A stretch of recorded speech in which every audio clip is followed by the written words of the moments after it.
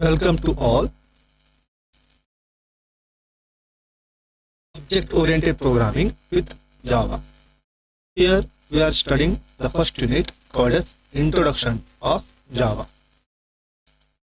In that one, first topic is Fundamentals of Object-oriented Programming.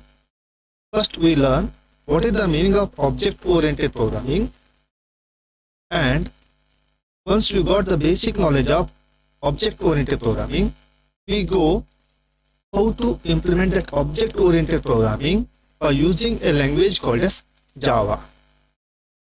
Object-oriented programming is also called as, in short, OOP. OOP. Okay, the first one is object-oriented paradigm. When you are concerned with programming language, there are two topics: object-oriented paradigm and procedure-oriented paradigm. In last, whatever the C programming you learn is actually based on procedure-oriented paradigm, which is completely different from our OOPs. In object-oriented paradigm, we treat the data element as a critical element. This data is it is a critical element, and it does not flow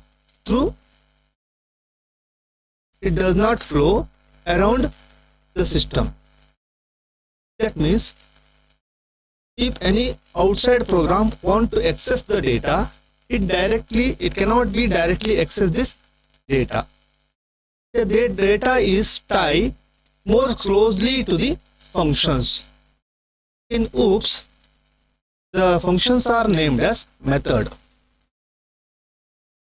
In C programming, we call it as a function, but in object-oriented programming, we call it as a method. This method and data are tied together. This method protects the data from any modification from the outside. In last semester, you learn about the C programming. It's all depending on the procedure-oriented programming technique.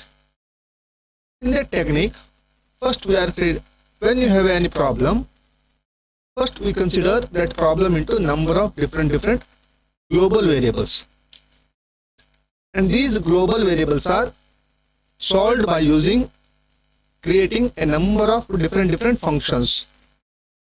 These functions actually access this global variable and perform the operation.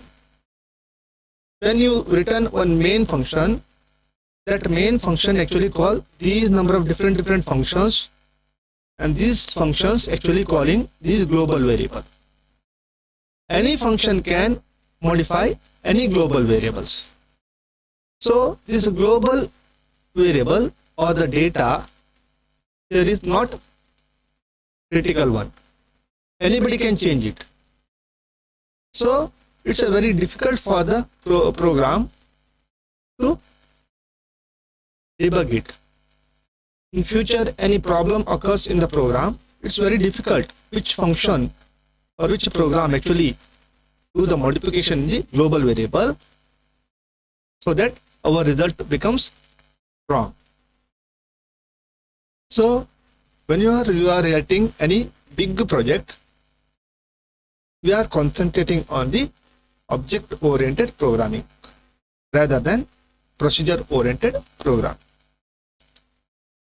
Now, in object-oriented programming, we decompose our problem into a number of entities called as object. And each object is actually built of data and functions or methods together. Object is nothing but a combination of data and a method. These methods can access this data.